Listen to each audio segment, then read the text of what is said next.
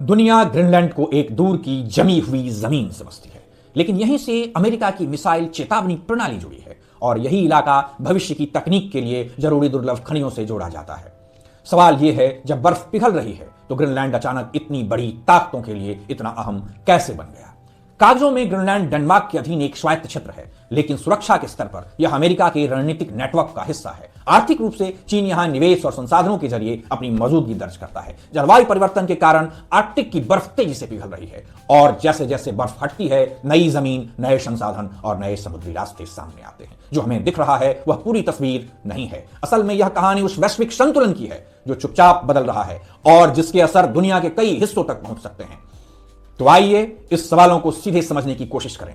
Greenland पर असली नियंत्रण आखिर किसका है? फैसले वहां की सरकार लेती है या बड़ी वैश्विक ताकतें?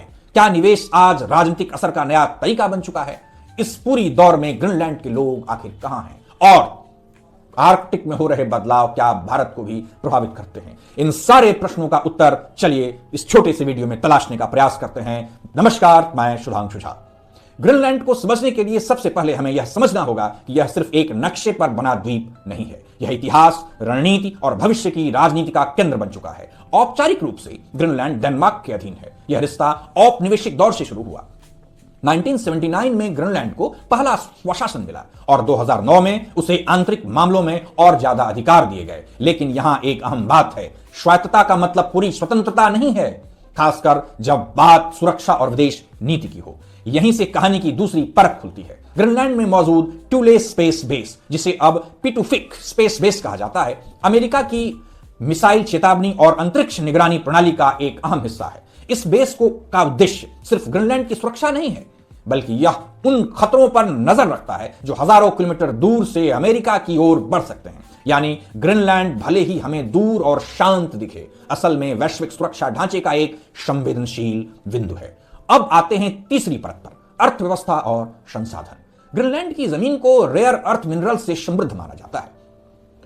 यह वही खनिज है जिसके बिना आज की आधुनिक तकनीक काम ही नहीं कर सकती, चाहे वो मोबाइल फोन हो, सैटेलाइट हो, डिफेंस सिस्टम हो या इलेक्ट्रॉनिक्स बनाने वाला सामान। आज इन खनिजों की वैश्विक सप्लाई पर चीन का दबदबा है और इसी वजह से अमेरिका और उसके सहयोगी देश ऐसे विकल्प तलाश रहे हैं जहां उनकी निर्भरता कम हो सके।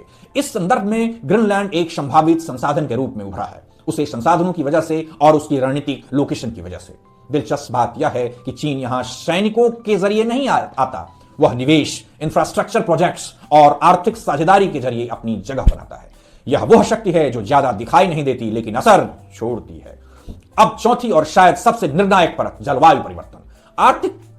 आर्कटिक क्षेत्र दुनिया के औसत तापमान से कई गुना तेज गर्म हो रहा है। जैसे जैसे बर्फ पिघलती है, नई जमीन सामने आती है और जैसे ही जमीन सामने आती है उस पर दावे शुरू किए जाते हैं।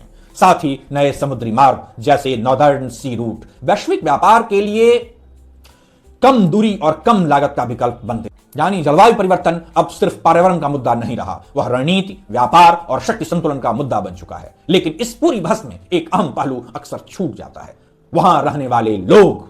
ग्रीनलैंड की आबादी करीब 60,000 है। इसमें ज्यादातर इनुइट समुदाय से आते हैं, जिनका जीवन पीढ़ियों से बर्फ, समुद्र और शिकार पर निर्भर करता है। जलवायु परिवर्तन ने उनके शिकार के मौसम, मछली पकड़ने के तरीकों और सामाजिक जीवन सब कुछ बदल दिया है। कई रिपोर्ट्स में मानसिक स्वास्थ्य और सांस्कृतिक असुरक्षा को एक बड़ी चुनौती बताया गया है। यह वो असर है जो किसी रणनीतिक समझौते या सरकारी बयान में आसानी से नहीं दिखता। और यह कहानी सिर्फ आर्कटिक तक सीमित नहीं है। भारत आर्कटिक काउंसिलिंग में एक ऑब्जर्वर देश के रूप में इस क्षेत्र को नजर रखता है।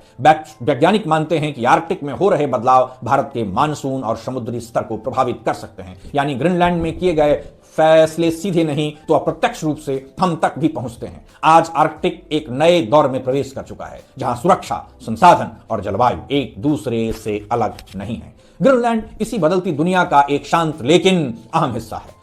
इस पूरी कहानी से हमें एक साफ सीख मिलती है, दुनिया की भू राजनीति को सिर्फ दूर की खबर समझकर नजरअंदाज नहीं किया जा सकता, क्योंकि आज जो बदलाव आर्कटिक में हो रहे वही कल हमारे मौसम, हमारी अर्थव्यवस्था और हमारी सुरक्षा को प्रभावित कर सकते हैं। ग्रीनलैंड में यह दिखाता है कि जब बर्फ पिघलती है तो सिर्फ जमीन नहीं दिखती, ताकत की असली लड़ाई सामने आती है। और इतिहास बताता है जो देश समय रहते इस संकेतों को नहीं समझते वे बाद में सिर्फ नतीजों से सीखते हैं।